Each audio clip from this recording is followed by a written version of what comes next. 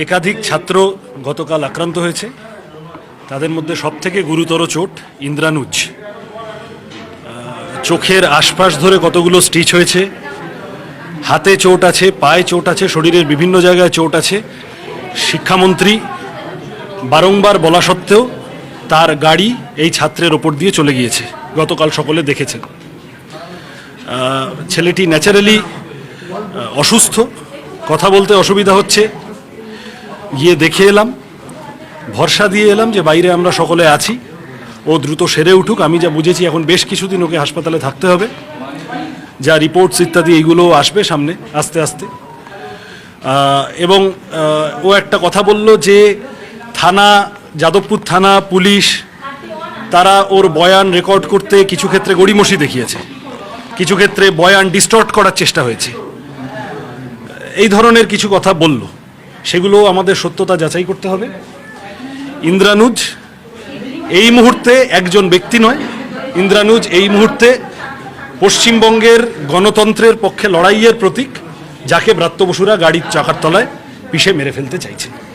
সর্বত্র আজকে এবং কালকে এসএফআই এর রাজ্য জুড়ে বিক্ষোভের ডাক আছে, এবং আগামীকাল রাজ্যের সমস্ত বিশ্ববিদ্যালয়ে ধর্মঘটের ডাক দিয়েছে এসএফআই।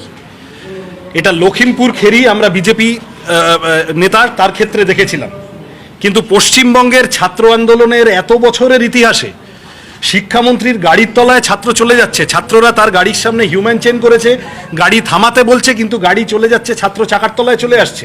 এই দৃশ্য কেউ কোনোদিন দেখতে পাবে না, বিভৎসতম দৃশ্য।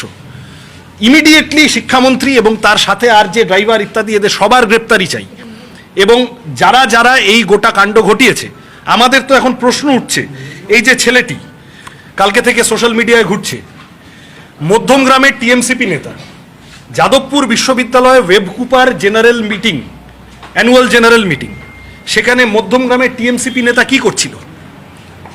তার মানে বহিরাগত ঢুকিয়েছেন শিক্ষামন্ত্রী, নিজে এসেছেন, তার সাথে বাইরে থেকে বিভিন্ন ধরনের বীরপুঙ্গব গুন্ডা ঢুকিয়েছেন, তারা এসে যাদবপুরের ছাত্রদের উপর চড়াও হয়েছে। আসল কথাটা বলতে হবে তো, যে ছাত্র ভোটের দাবি 2017 সালের পর থেকে পশ্চিমবঙ্গের কলেজগুলোতে, বিশ্ববিদ্যালয়গুলোতে ছাত্র ভোট হয়নি। 8 বছর ধরে ছাত্র ইউনিয়ন বন্ধ, এবং বিভিন্ন রকমভাবে টাকা পয়সা অ্যালটেড হচ্ছে, সেই টাকা পয়সা নিয়ে মোচ্ছব হচ্ছে। এই মোচ্ছবের দরুনই তো কে মারা গিয়েছিলেন গুরুদাস কলেজে, একটা অনিয়ম বেনিয়মের জন্যে। ফলত সিস্টেমেটিক স্টুডেন্ট ইউনিয়ন ইলেকশন যাদবপুরে জানুয়ারি 2020-তে শেষবার হয়েছে ভোট। গত 5 বছরে যাদবপুরে হয়নি, প্রেসিডেন্সিতে হয়নি, আর রাজ্যের বাকি সমস্ত কলেজ বিশ্ববিদ্যালয়ে 2017 সালে শেষ হয়েছিল। তাহলে ছাত্র ভোটের দাবিটা অন্যায্য দাবি নাকি? ছাত্রদের সাংবিধানিক অধিকার লঙ্ঘন করছে সরকার, কোনো যুক্তি দিচ্ছে না, কোনো কারণ দেখাচ্ছে না। কয়েকদিন আগে এসএফআই কর্মীরা তারা বিকাশ ভবনে গিয়েছিল, শিক্ষামন্ত্রী তাদের সাথে দেখা করতে পারতেন, কথা বলতে পারতেন, সেখানে ঘাট ধরে মারধর করেছেন। আজকে উনি এখানে এসেছেন, যাদবপুরে ছাত্রছাত্রীরা যখন কথা বলতে গেছে, তারা বলেছে যে আমরা ত্রিপাক্ষিক বৈঠক হোক এবং আমরা আমাদের কথাটা বলতে চাই। সব বিভিন্ন রকম বাইরের ছেলেপুলে এনে গুন্ডা লেলিয়ে দিয়ে ছাত্রদের উপরে এই অত্যাচার করার কি মানে ছিল? আপনারা কুণাল ঘোষকে জিজ্ঞাসা করুন, মধ্যমগ্রামের তৃণমূল ছাত্র পরিষদ নেতা যাদবপুর বিশ্ববিদ্যালয়ে ওয়েবকুপার অ্যানুয়াল জেনারেল মিটিংয়ে কি করছিল। আমি আবার এই ছবিটি দেখাচ্ছি। যারা বলছেন যে যাদবপুরের ছাত্ররা এই গন্ডগোল পাকিয়েছে, যাদবপুরের ভিতরে গণতন্ত্রের চাষ হয়, যাদবপুরের ভিতরে বহুস্বর বহুমতের অধিকার আছে, যাদবপুরের ভিতরে টিএমসিপি রমরমা করে চলে। অন্যান্য কলেজ ক্যাম্পাসে এসএফআই সহ কোনো ছাত্র সংগঠন, বিরোধী সংগঠনকে অ্যালাউ করা হয় না, কিন্তু যাদবপুর বা প্রেসিডেন্সির মতো কিছু কলেজ ক্যাম্পাস আছে, বিশ্ববিদ্যালয় ক্যাম্পাস আছে, যেখানে বামপন্থীরা শক্তিশালী, সেখানে সবার জায়গা আছে। উনি কথা শুনে নিলে হতো, ওনারা কথা শুনে নিলে হতো। এক প্রফেসর আইআর ডিপার্টমেন্টের, আগে কংগ্রেস করতেন, এখন তৃণমূলে গেছেন, তিনি নাকি ছাত্রীদের গায়ে হাত তুলেছেন, তার সম্পর্কে অভিযোগ। আমরা সব যাদবপুরে পড়ার সময় জানি তো, এসএফআই হারলে ঘরের দরজা বন্ধ করে নাচানাচি করতেন এই প্রফেসর।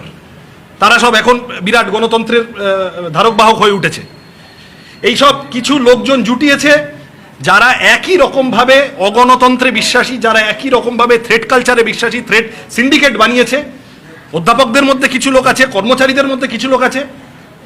এই এখানে যা কোঅপারেটিভের ভোটে তার আগের দিনই হেরেছে বামপন্থীদের হাতে, সেই রাগটা ছিল। এই সমস্তটা মিলিয়ে ছাত্রদের উপরে ঝাঁপিয়ে পড়েছে।